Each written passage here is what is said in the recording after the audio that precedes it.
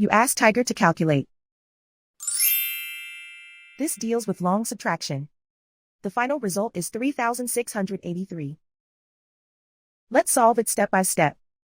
Rewrite the numbers from top to bottom, aligned by their place values. Subtract the numbers using long subtraction method.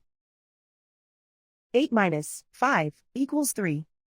Because the upper digit, 5, in the tens column is too small to get a positive difference, borrow 1 from the digit, 4, in the next number place which becomes 3, and get 15. 15 minus 7 equals 8. Because the upper digit, 3, in the hundreds column is too small to get a positive difference, borrow 1 from the digit, 1, in the next number place which becomes 0, and get 13. 13 minus 7 equals 6. Because the upper digit, 0, in the thousands column is too small to get a positive difference, borrow 1 from the digit, 1, in the next number place which becomes 0, and get 10. 10 minus 7 equals 3. Write 0 in the 10,000s place.